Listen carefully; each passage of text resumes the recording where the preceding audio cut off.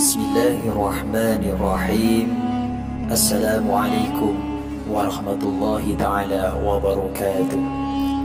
Alhamdulillah, pada kesempatan kali ini senang sekali rasanya kita dapat berjumpa kembali di channel ini. Salawat dan salam semoga tetap selalu tercurahkan kepada baginda junjungan kita Nabi Muhammad sallallahu alaihi wasallam. Allahumma salli wa sallim ala Sayyidina Muhammad wa ala ali Sayyidina Muhammad. Sahabat setia channel Al-Funnada yang dirahmati Allah, berikut ini tentang peristiwa ketika pada malam Rasulullah diisrakan sampai naik ke langit dunia. Namun sebelum lanjut, bagi yang baru bergabung dan bagi yang baru menemukan video ini, saya mengajak Anda dengan kerendahan hati untuk mendukung channel ini dengan cara menekan tombol subscribe dan menyukai video ini. Dengan begitu, Anda juga ikut serta dalam men-syiarkan kebaikan dunia dan akhirat. Serta bagi Anda yang telah men-subscribe dan menyukai video ini, saya mendoakan semoga Allah melimpahkan rahmat dan rizki yang cukup serta berkah kepada Anda, dimudahkan segala urusannya, hidupnya berkecukupan serta sehat walafiat zahiran wa batinan, serta dipanjangkan umurnya oleh Allah Subhanahu wa ta'ala dengan umur yang barokah. Amin ya rabbal alamin. Sahabat setia channel Al-Funnada yang dirahmati Allah, diriwayatkan bahwa Rasulullah sallallahu alaihi wasallam bersabda, ketika malam aku diisrakan, saat aku sedang berada di Makkah dalam keadaan tidur dan jaga, datanglah Jibril kepadaku. Berkatalah dia, "Hai Muhammad, berdirilah." Maka berdirilah aku. Ternyata Jibril yang disertai malaikat Mikail. Berkatalah Jibril kepada malaikat Mikail, "Bawalah kemari seember air Zam-Zam agar aku dapat membersihkan hatinya dan melapangkan dadanya." Nabi Muhammad SAW bersabda, lalu Jibril membelah perutku dan membasuhnya 3 kali. Sedangkan Mikail mondar-mandir membawakan 3 ember air. Dia telah melapangkan dadaku dan membuang sifat dengki dan yang lain yang ada di dalamnya. Lalu dipenuhi hikmah, ilmu, dan iman, serta menempelkan cap kenabian di antara kedua pundakku. Jibril lalu membimbing tanganku hingga sampai di sumur Zam-Zam. Dia berkata kepada malaikat Mikail, "Bawalah kemari setimba air Zam-Zam atau air telaga Al-Kautsar." Dan dia berkata kepadaku, "Berwuduklah." Maka aku pun berwuduk. Kemudian dia berkata, "Berangkatlah hai Muhammad." Bertanyalah aku, "Kemana?" Dia menjawab, "Kepada Tuhanmu dan Tuhan segala sesuatu." Dibimbingnya tanganku dan membawaku keluar dari masjid. Ternyata di depanku ada seekor buruk, lebih besar dari khimar dan lebih kecil dari bigol. Pipinya seperti pipi manusia, ekornya seperti ekor unta. Rambut di atas kepalanya seperti rambut di atas kepala kuda. Kaki-kakinya seperti kaki unta. Telapak kakinya seperti telapak kaki lembu. Punggungnya laksana mutiara putih, memakai pelana dari surga. Bersayap 2 buah pada kedua pahanya. Dia berjalan seperti kilat dan langkahnya sejauh pandangan matanya.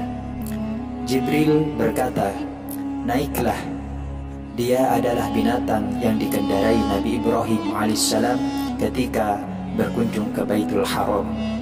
Lalu aku menaikinya dan berjalanlah buruk itu bersama Jibril.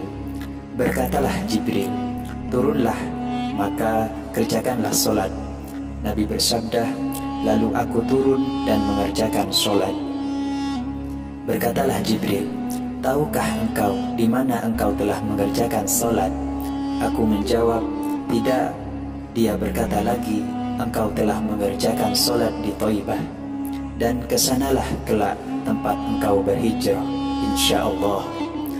Kemudian kami berjalan lagi, dan Jibril berkata, turunlah dan kerjakanlah solat. Lalu aku turun dan mengerjakan solat.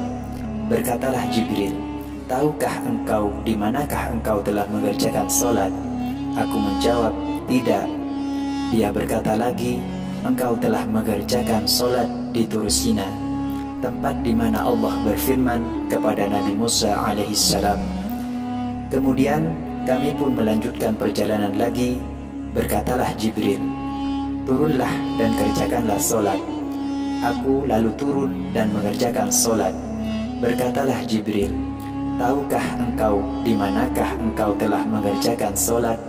Aku menjawab, tidak. Dia berkata lagi, engkau telah mengerjakan solat di Baitul Laham, di mana Nabi Isa telah dilahirkan. Kemudian kami melanjutkan perjalanan lagi sehingga sampailah kami di Baitul Maqdis. Ketika aku sampai di sana, ternyata aku melihat para malaikat telah turun dari langit dan menjemputku dengan kegembiraan dan kemuliaan dari Allah Subhanahu wa Ta'ala. Mereka berkata, Assalamu alayka ya awwalu ya akhiru ya hashiru. Nabi bersabda, aku bertanya, hai Jibril, apa maksudnya salam mereka itu? Jibril menjawab, engkau adalah orang pertama yang menyebabkan bumi terbelah pada hari kebangkitan dari kubur dan juga umatmu. Engkau pula orang pertama yang memberikan syafaat dan orang pertama yang diterima pemberian syafaatnya. Sedang akhir karena engkau adalah nabi yang terakhir. Lalu hasyir karena penghimpunan makhluk kelak sebab engkau dan umatmu. Kemudian kami berlalu dan sampailah ke pintu masjid. Jibril lalu menurunkan aku dan menambatkan buruk pada lingkaran yang biasa digunakan menambatkan para nabi dengan tali dan sutra surga. Setelah aku masuk pintu masjid, ternyata aku melihat para nabi dan para rasul.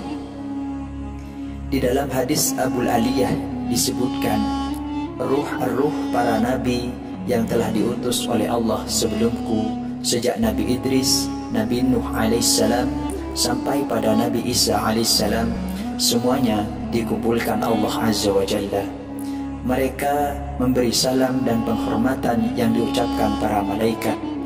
Aku bertanya, hai Jibril, siapakah mereka itu? Dia menjawab, saudara-saudaramu para nabi alaihissalam. Kemudian Jibril membimbing tanganku dan berangkat membawaku menuju sebuah batu besar, lalu naik bersamaku. Beliau bersabda, tiba-tiba aku melihat sebuah tangga ke langit. Tidak pernah aku melihat tangga seperti itu, indah dan bagusnya. Demikian pula tidak seorang pun pernah melihat seindah itu. Dari tangga itulah malaikat naik ke langit. Pangkal tangga itu berada di Baitul Maqdis dan ujungnya menyentuh langit. Sebelah kakinya berupa mutiara yakut dan yang lain. Tangga itu pula yang digunakan turun malaikat petugas maut untuk mencabut ruh. Maka ketika kamu melihat orang yang akan mati dari kamu membelelakkan matanya, adalah karena mereka kehilangan pengetahuannya setelah melihat keindahan tangga itu. Jibril lalu mengangkatku dan diletakkannya di atas sayapnya. Kemudian dia naik ke langit dunia melalui tangga tersebut. Diketuknya lah pintu dan ditanyakan, siapakah ini? Jibril menjawab, aku Jibril. Ditanyakan lagi, siapakah yang menyertaimu? Dia menjawab pula, Muhammad. Dibukalah pintu dan masuklah kami ke dalamnya. Sahabat setia channel Alfun Nada yang dirahmati Allah, semoga apa yang saya bagikan kali ini dapat memberikan manfaat bagi Anda dan menjadi tambahan ilmu atau pengetahuan buat kita semuanya. Dan jika dianggap video ini bermanfaat, silahkan dibagikan. Mudah-mudahan dengan cara membagikan video ini, kalian juga mendapatkan pahala yang sama dari para orang-orang yang mengamalkan amalan ini. Semoga kita semua senantiasa dalam lindungan Allah Azza wa Jalla. Terima kasih, kurang lebihnya mohon maaf. Wa akhiran, wassalamualaikum warahmatullahi ta'ala wabarakatuh.